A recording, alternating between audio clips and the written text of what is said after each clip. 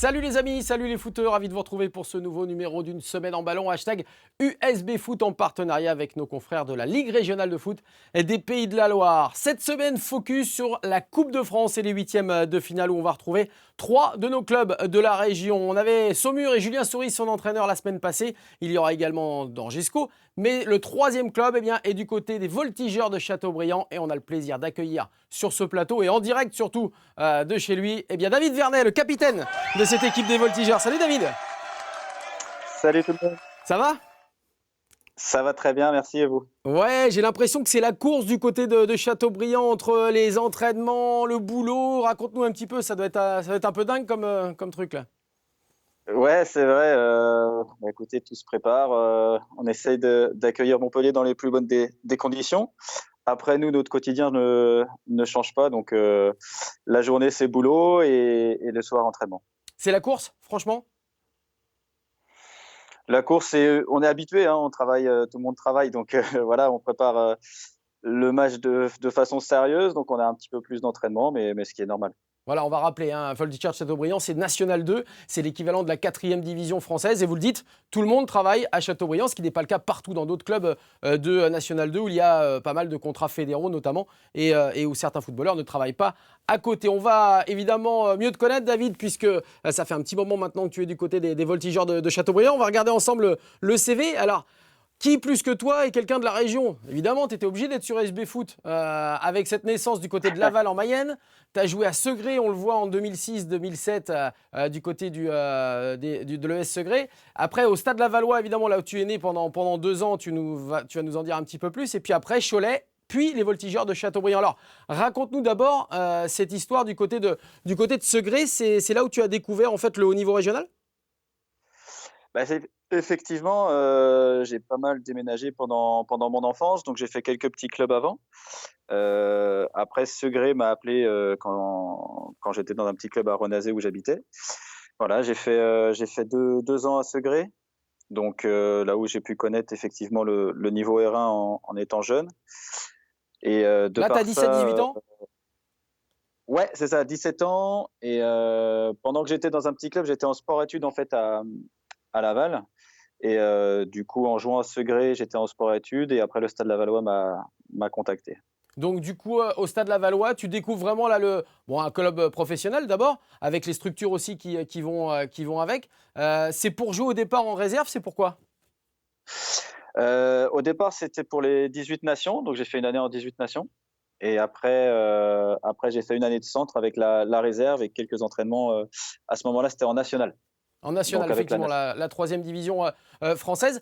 Toujours au même, enfin, j'allais dire toujours au même poste, à ce poste d'attaquant, parce que est-ce que tu te considères d'abord comme un pur avant-centre?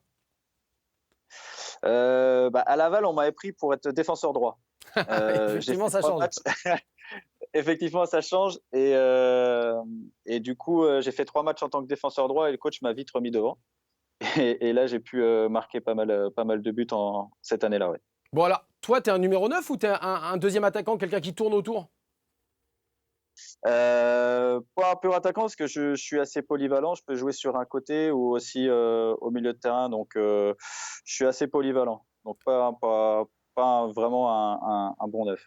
Et pourtant, tu marques des buts, on verra ça tout à l'heure évidemment. Alors il y a eu Segré, il y a eu Laval, et puis là on va le voir, signature du côté d'un club du Maine-et-Loire, avec cette signature du côté du SO Cholet où tu vas rester pendant 4 ans. C'est un bon souvenir, raconte-nous.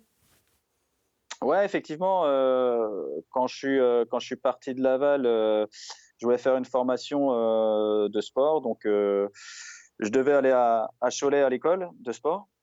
Et du coup, quand j'ai rencontré le directeur de l'école, le préparateur physique de Cholet était là. Moi, j'étais sans club à ce moment-là. Donc, ils m'ont fait confiance et ils m'ont pris directement. Donc, j'ai vécu vraiment quatre belles années là-bas, des bons souvenirs avec des bonnes connaissances ce que j'ai faites là-bas. Ouais. Notamment, il y a un entraîneur que tu as connu là-bas, ou du côté de Cholet, c'est Charles Devino, non? Ouais, Charles Devino, effectivement, ouais. L'ancien Nantais, Effectivement, ça s'est bien passé? bah, en fait, l'anecdote, c'est que on a été coéquipiers à Cholet, parce qu'il était en tant que joueur à Cholet, et après, je l'ai eu en entraîneur. Donc, Non, non, c'était vraiment un très bon coach et j'en garde que des bons souvenirs. Que des bons souvenirs. Et puis, derrière ces 4 années Scholtez, qu'est-ce qui te décide alors du coup à basculer du côté de Châteaubriand? D'abord, c'est un club que tu connaissais déjà?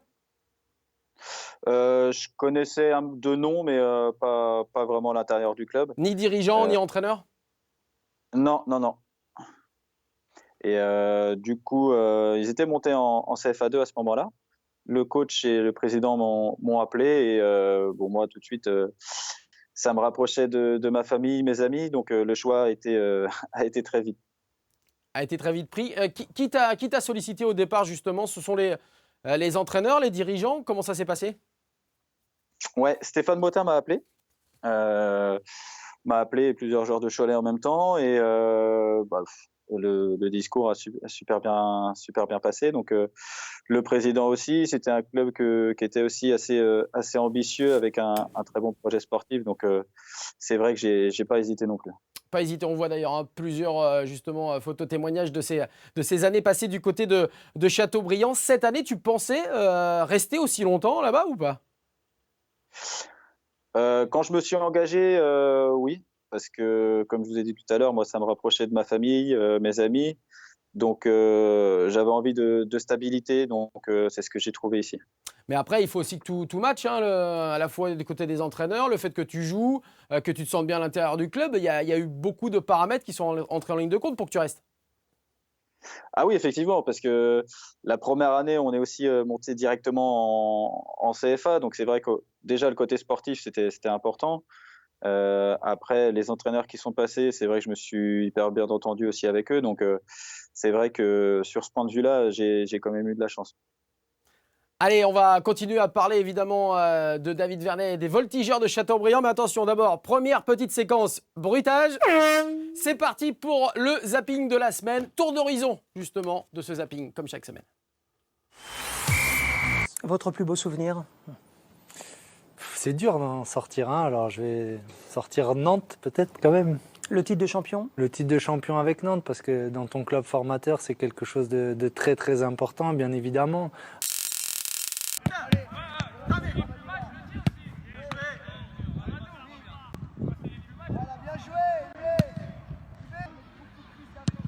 Allez, viens.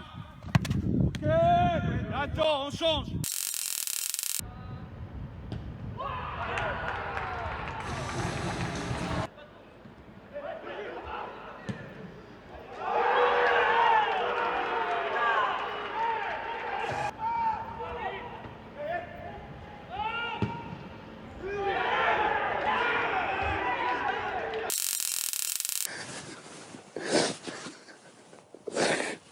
C'est dur. C'est dur, putain, c'est dur, c'est la merde, c'est la merde. C'est dur, putain.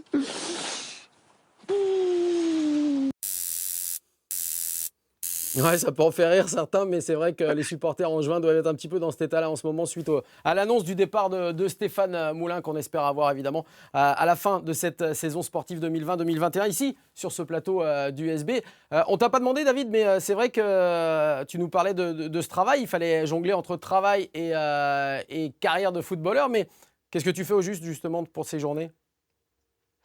Moi, je suis responsable de caisse chez les Transports Malgogne, donc c'est une boîte de transport. Voilà, je suis, en charge d'une équipe Ah, ça sonne chez toi. ouais, non, non, c'est même pas chez moi, je suis au siège, donc je sais pas. Et donc ça, Heu, ça prend beaucoup de voilà. temps, ils te laissent un peu tranquille, ils sont cool ou pas? Ouais, bah, après c'est un sponsor du club, donc c'est vrai qu'il m'aide aussi à être dans de bonnes dispositions, notamment là, quand on va préparer le match, on va pas travailler le mercredi, donc ils nous laissent, donc ils jouent le jeu aussi, donc c'est important. C'est vrai que c'est important et c'est sympa de leur part, eux qui suivent par Ouais. procuration avec la Covid en ce moment. Évidemment, c'est pas aussi simple. Mais bon, ils sont là aussi pour préparer cet événement, ce 8e de finale de Coupe de France en même temps que vous. On va justement parler, non pas pour l'instant de Coupe de France, mais du début de saison des Voltigeurs de Châteaubriand. C'est parti.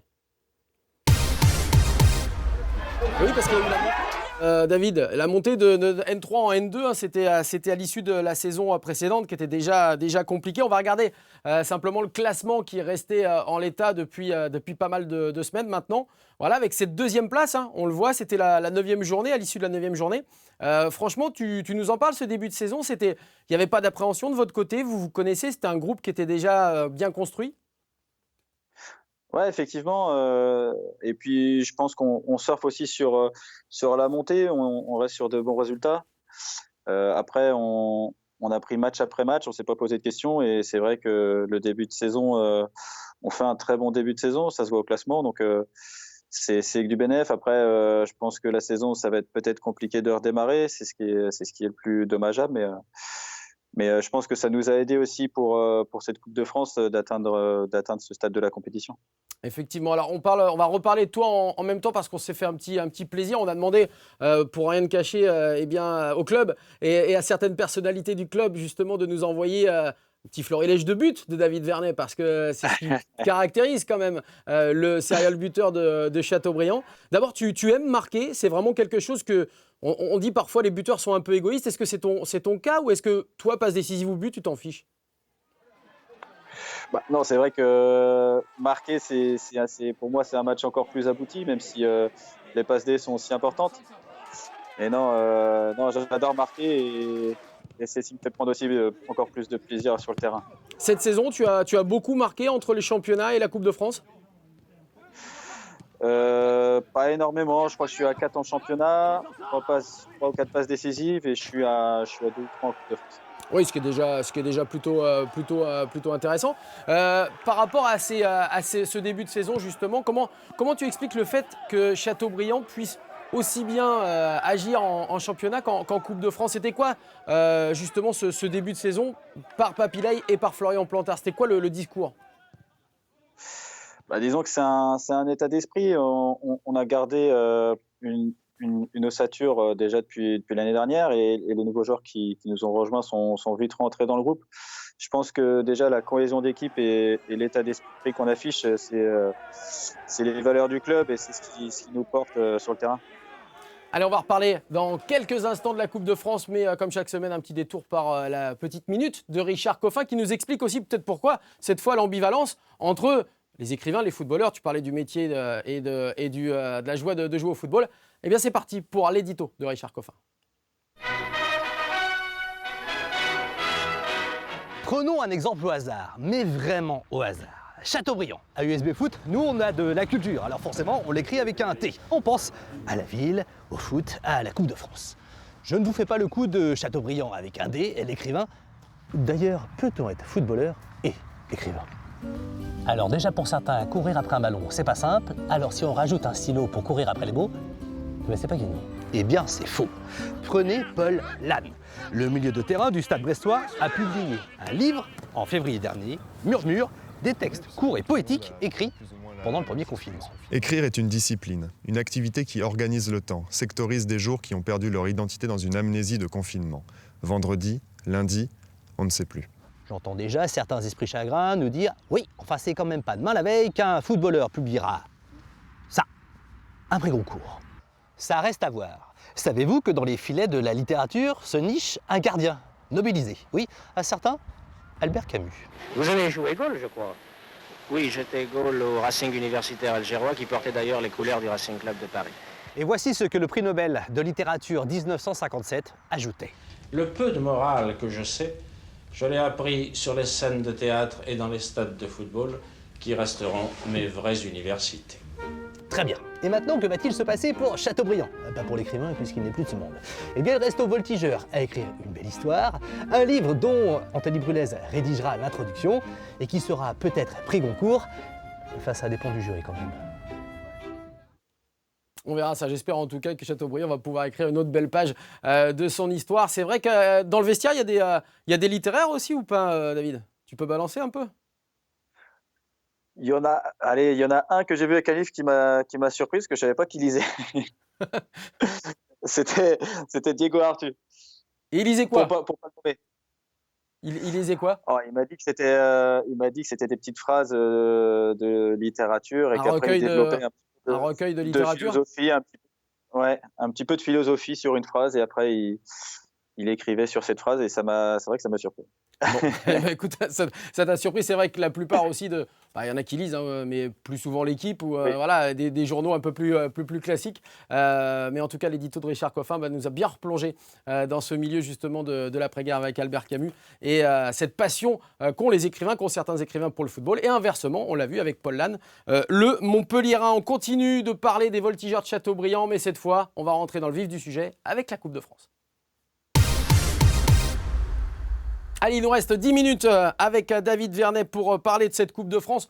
On va se remémorer, tu vas nous dire si on s'est un petit peu planté ou pas, mais se remémorer le parcours de cette Coupe de France parce que ça fait un petit moment que vous y êtes quand même dans ce parcours. Ça a commencé en octobre. Voilà, c'est déjà 7 rencontres au programme, une seule à domicile.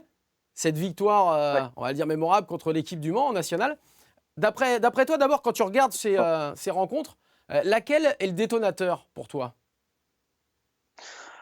Moi, le détonateur, je dirais forcément Le Mans, parce qu'on n'avait pas joué depuis plus de 2 mois. On a eu 1 mois de préparation alors que eux s'étaient pas arrêtés. Après, voilà, on a fait un match, je trouve, exceptionnel parce qu'au niveau du rythme, on avait quand même le rythme. Et sur l'ensemble du match, la victoire était amplement méritée. Donc c'est vrai que c'était un match abouti et je pense que ça nous a donné beaucoup de confiance pour la suite de cette aventure de Coupe de France.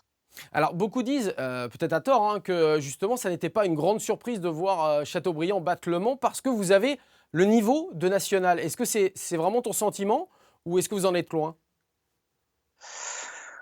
Après, je dirais qu'on a un très bon niveau de N2. Après, de là à dire niveau national, je suis pas assez bien placé pour le dire parce que je connais pas énormément ce niveau. Mais non, après, pour l'instant, c'est vrai que nos résultats parlent pour nous. Donc, on est bien en N2 pour l'instant. Après, à voir sur l'avenir.